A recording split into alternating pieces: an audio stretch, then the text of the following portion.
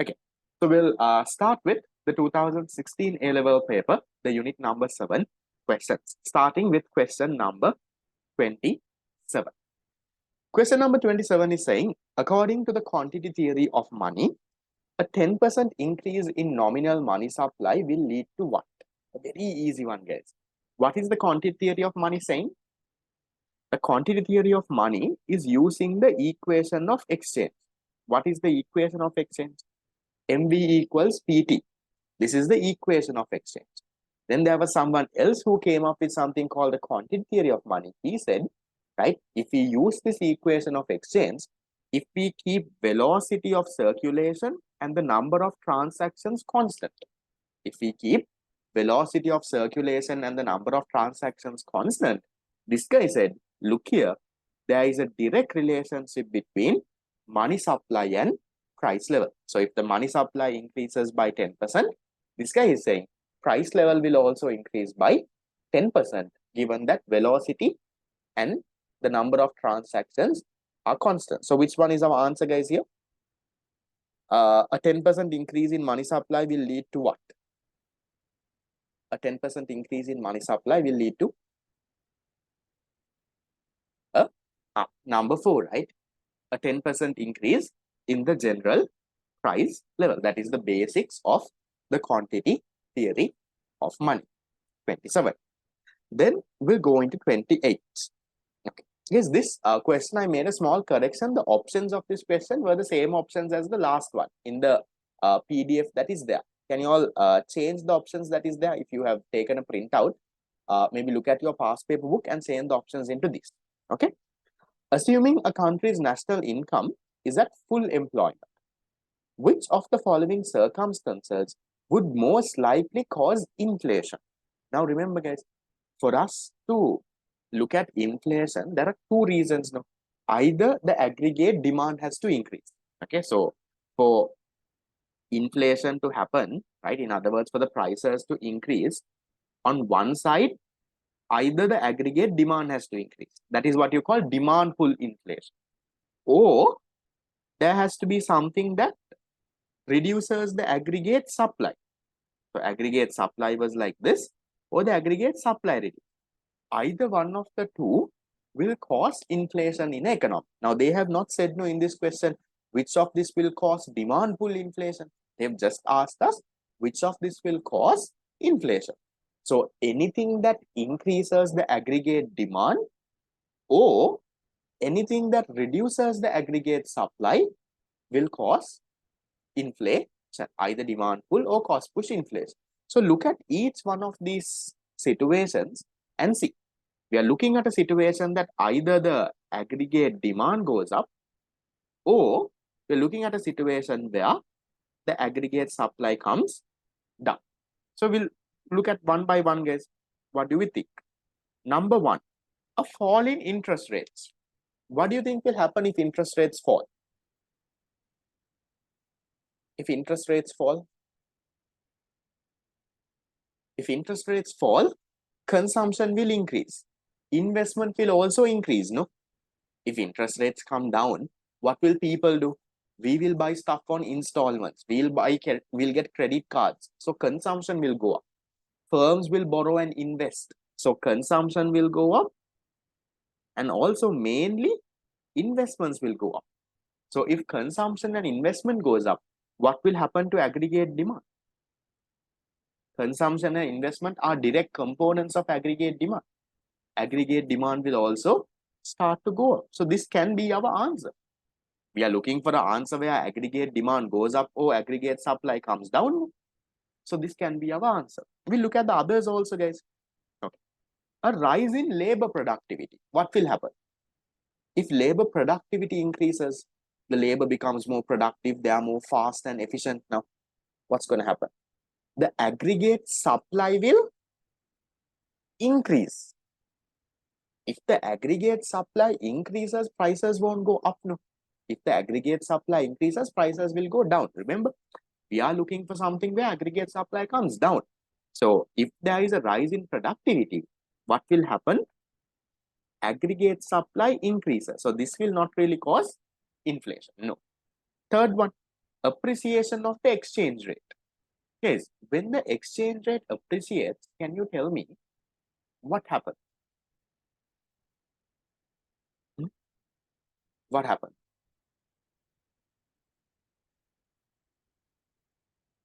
Will it cause inflation or not? Remember, in Sri Lanka, what happened recently? In Sri Lanka, okay, in Sri Lanka, there are different ways you can argue this, right? We'll argue it this way. Take the most practical example of Sri Lanka, what happened? The dollar was at around 200. It went to 360 in 2022. There was a sudden depreciation. As a result, what happened? That was also one reason why we had very high levels of inflation, no? Because the dollar went from 200 to 360. Now, whatever that we import became expensive. Our fuel became expensive. When the fuel becomes expensive, transport sector prices go up. Then on the other hand, electricity prices go up because we generate electricity with fuel also. So electricity, transport and stuff going up. Eventually, the other prices also will go up. So everything that we imported started to become expensive because our currency depreciated. We call that imported inflation. So then if the currency appreciates, things will become the other way, no? Let's say if our dollar goes back from 320, let's say it goes back to 200. So now when we import oil, it's only 200. So our electricity generation prices will go down. Our transportation, petrol, diesel prices will go down. So appreciation of the exchange rate, guys, you can also say it leads to what? It leads to a, uh, a fall in inflation. There is another way that you can argue this. The other way that you can argue is, guys, remember in unit number 10, what happens to imports and exports when there is a currency appreciation? Normal one, given that Marshall Lerner condition and everything falls, what happens? What happens to imports when the currency appreciates? Imports become cheaper or expensive when the currency appreciates. When the currency appreciates, imports become cheaper. So therefore, given that Marshall Lerner and everything holds, what will happen to your amount of goods that you import? Amount of goods that you import will rise. What happens to your exports when the currency appreciates? Exports become expensive, no? So as a result, exports will reduce. So exports reducing, imports increasing. What is happening to your net exports? Is it going up or coming down? Net exports. More and more are imported, the exports are coming down. So your net exports are decreasing. Then if your net exports decrease, what happens to aggregate demand? Net exports is a component of aggregate demand, no? C plus I plus G plus NX. So what happens to aggregate demand then? Aggregate demand can also decrease. Remember, we are looking for something where aggregate demand rises. When AD increases, only prices will go up. See the diagram on top. When the AD goes up, prices will go up. But according to this, what happens is the aggregate demand will come down. So then the prices will come down. So that is another way of looking at this. Is that okay, guys? Appreciation. How they are connecting unit number 10 with over this. Okay, so again, can't be an answer.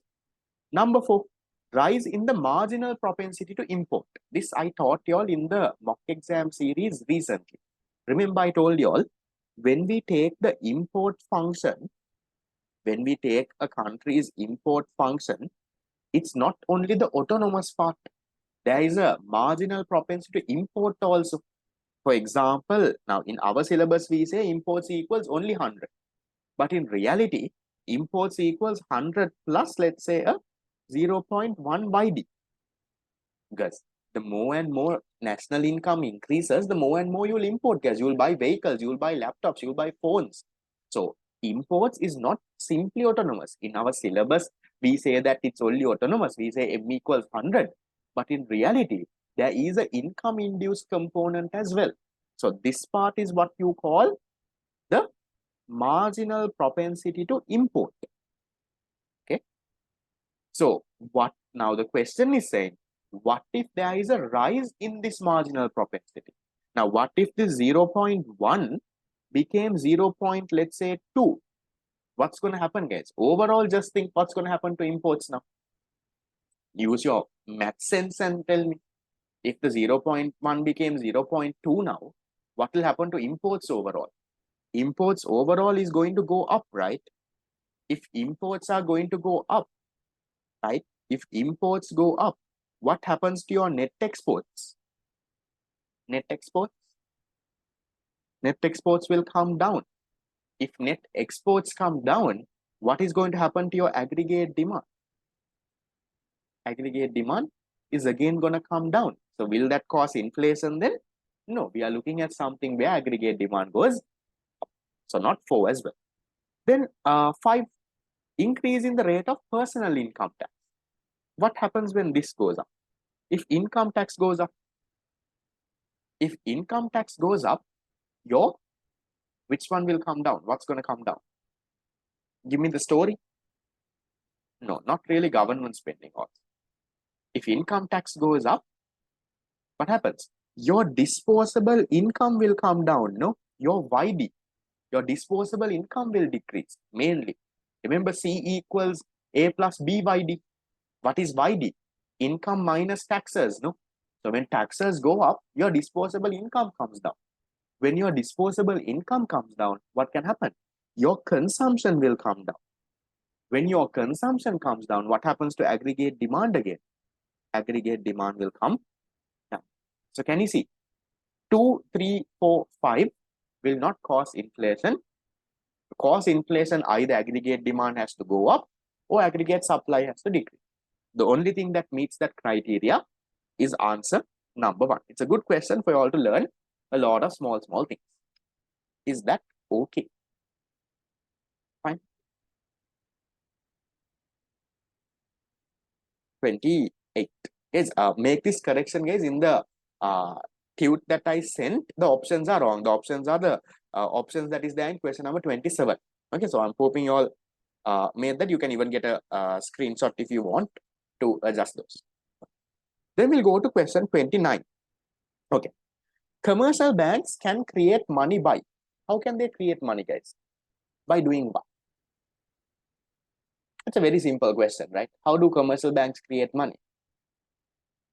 By giving out loans. What do they give out as loans? Whatever they have as excess reserves, no? Customer will come and deposit, let's say 100 million. They will keep 10% of that, let's say SRR. The remaining 90 is excess. That excess they can give out as loans. So when they give out that as loans, that customer would take it. He would put it in another bank. Then it goes on and on and on. Credit is created or money is created. So how can a commercial bank create money? By lending their excess reserves to customers. That is how they can create money. That's a very simple, straightforward question. How do commercial banks create money? Okay. Then 30. What about this? Suppose an individual withdraws 10,000 from his deposit account in a commercial bank. So let's say I had 10,000 in a bank. I withdrew this. I took the money out. If all else is constant and the bank has a SRR of 20%, this transaction will directly reduce. What? Think as well. Shall we just draw the balance sheet for this bank and see? Okay. So this is a single bank, right? We'll draw the balance sheet. Okay. So this bank had, let's say they had demand deposits of 100,000. Okay, let's assume they had reserves of 20%. No, let's say they had reserves of 20,000, and then they had loans of the remaining 80,000. Okay. Now, what is going to happen when a customer withdraws? Customer withdraws how much? He withdraws a 10,000. We'll see how this will change now. How will the balance sheet change. Yeah. So now tell me, how will this change, guys? What will happen to demand deposits now? Earlier demand deposits were how much? Were 100,000. Now if the customer withdrew 10,000, how much will demand deposits be? From the deposits that were there, he went and took 10,000. So he took 10,000 means your demand deposits are now going to be how much? 90,000. Okay. Demand deposits are going to be a 90,000. So if demand deposits are 90,000, how are you going to adjust these levels? Reserves and loans. I'm talking about the final step, no in initial steps and all. How is this going to happen?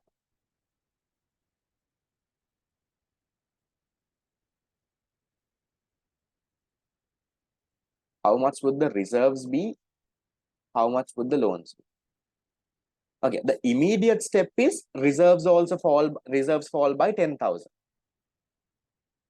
Okay, there is a step in the middle here. I'm leaving that. Okay, but at the end, how will the balance sheet look like, guys? How much is 20% of 90,000? 20% of 90,000. Now that will be 18,000 reserves. How much of loans then? The balance 72,000 would be loans. No, this is the final step, right? What is the middle step here? What is the middle step? How will the how 90,000 gets? Because a customer withdrew 10,000. There were 100,000 deposits. A customer withdrew 10,000. So now deposits become 90,000. That's the question. Customer, they say, okay, what is the step in the middle here, guys? I'll put it over here. So immediately when a customer comes and withdraws 10,000, what's going to happen? Immediately demand deposits will come down to 90,000. Where does the money go out from? Money goes out from reserves, right? Immediately when the customer comes and withdraws, money goes out from reserves. So reserves will go down to a 10,000. Okay. Reserves will go down to a 10,000. Loans would still stay at 80,000. This is what initially happens. Just as a customer comes and withdraws money, the balance sheet will look like this. But then do you see there is a problem in this? This is the middle step here. Okay. Do you see in this one, the SRR is not met? Do you all see that? 90,000 is the deposits. They have to keep 20%. SRR is not met. So now once the customer comes and withdraws, what happens? The bank will have to recall loans now. They have to recall loans to meet that SRR. Now this is the opposite of a deposit lamai. When a deposit comes, initially deposits go up, reserves go up. Then what do? They give those reserves as loans. Now in a withdrawal, what happens? Deposits reduces, reserves reduces, they recall loans. Go back and think and see. So then what happens? Now this is the middle step. After some time, now they can't keep it at this point. No. So now what they do?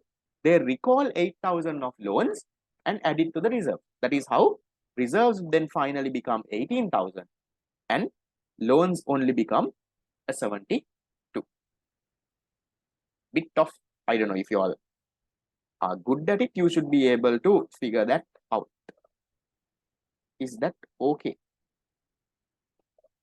The immediate middle step is not needed. I'm just showing this to you so that you all know how it works. Okay, so then they're asking you which one is the answer. Okay, which one can be the answer, guys? Money supply. Okay, can you tell me what will happen to money supply, guys? If a customer withdraws 10,000, money supply is currency held by public plus demand deposits. Okay. So when a customer withdraws 10,000, currency held by public will increase by 10,000. Do you all agree with me there? Currency held by public will go up by 10,000. Customer has withdrawn now. No? Okay. What will happen to demand deposit? This is the banking system. Think of the opposite. When a customer, yes, does demand deposits only fall by 10,000? We're talking about a banking system now. When you talk money supply, we're talking about demand with the banking system. Now the deposit multiplier comes into effect, guys. Deposit multiplier in our example is 5 times 20% SRR, 1 over 0.2. So demand deposits will fall by, in the banking system, it will fall by how much? It will fall by a 50,000. Money supply will actually fall by how much? Money supply will fall by a 40,000. If you can't understand this, think of a deposit lamai. What happens if a customer comes and deposits 10,000, currency held by public comes down by 10. Forget about a withdrawal. Customer came and deposited 10,000. Currency held by public reduces by 10,000. That 10,000 goes into credit creation, no? Deposit multiply. In our example, deposit multiply is 5 times. So because of that 10,000 that came in, demand deposits will increase. In the banking system, it will increase by 50,000 because our SRR is 20%. Therefore, 1 divided by SRR, our deposit multiplier is 5 times. So overall, what happens? If a customer deposits, currency held by public will fall by 10. Customer has deposited that 10. So CC comes down. And on the other side, demand deposits go up by a 50. Multiply. So overall, what happens to money supply? It increases by 40. That is what happens when a customer deposits. No? Opposite of that. Customer is withdrawing. So when a customer withdraws, currency held by public will increase by 10. Now he is taking 10 to him. Now he has 10,000 in his purse. So CC increases. Then the demand deposit part, you have to use the deposit multiplier. Deposit multiplier is 5 times. Demand deposits will contract by 50.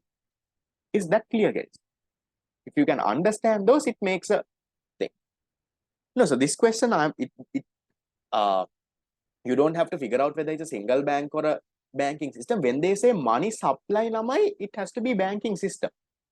When you're talking about money supply of an economy, that is currency held by public plus demand deposit. No, that is not demand deposit of one bank, right? So whenever the question talks about money supply, we are talking about the entire banking system's money supply. The entire economy is money supply. So demand deposits means all the demand deposits. So take some time and think. It's again a good question. So money, according to this question, what can be the correct answers? One answer is money supply. This will directly reduce. Money supply, it's also not a direct reduction, but still you can say money supply is reduced by a 40,000. That can be a possible option. Bank deposits will reduce by how much, guys? If you take this single bank, how much does their deposits reduce by? 100,000 became 90,000. So bank deposits will reduce by a 10,000. Right? Yes, we are talking about a single bank deposit. Okay. Okay. That is all they're asking, no?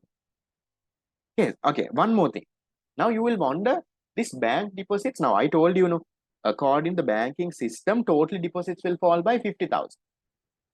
Now, if it's the first bank that they are talking about, it will only reduce by 10,000. 100 becomes a 90. So now, which one is the answer then? Is bank deposits by 10,000 or bank deposits by 50,000? They are asking you, will directly reduce. That is a key word there. Will directly reduce.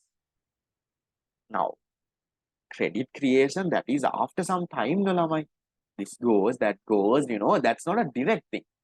So, it will directly reduce the bank deposits by a 10,000. Is that okay?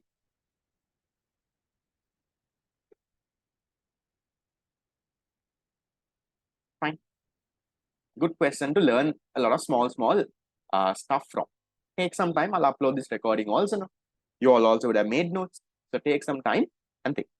Why 100,000? Because this one I just put the number, right? This 100,000 is just the number that I assumed and put to explain the question. It's not given in the question. I'm just saying the bank at 100,000. Now a customer withdrew a 10,000. Okay. Anything else? Fine. We'll go into 31. Sri Lankan commercial banks maintain their statutory reserve in the form of what? Their SRR. When customer comes and deposits, they have to maintain a 10% or a 20%. Let's say currently SRR is how much? How much is the current SRR?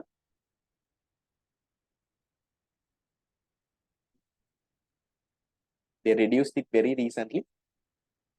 The current SRR was reduced from a 4% to 2%. No?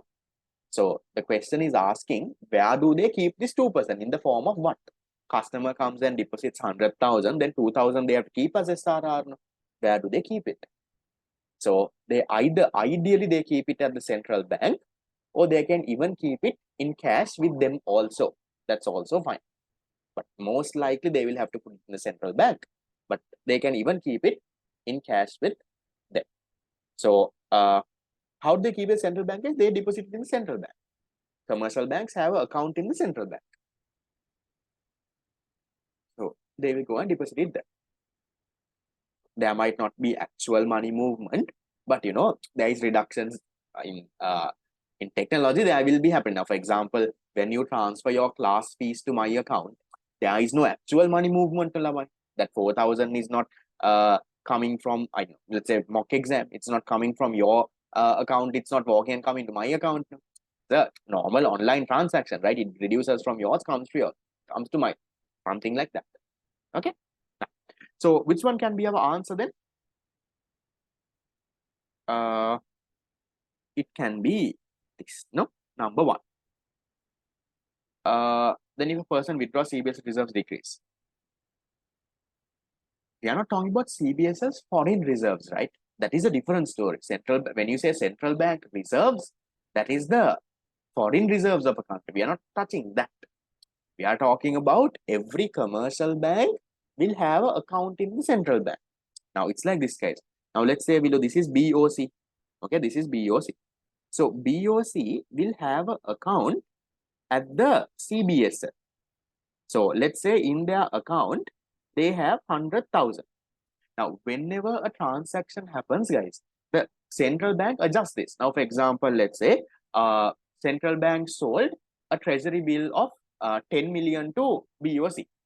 So that means from BOC's reserves, they will reduce 10.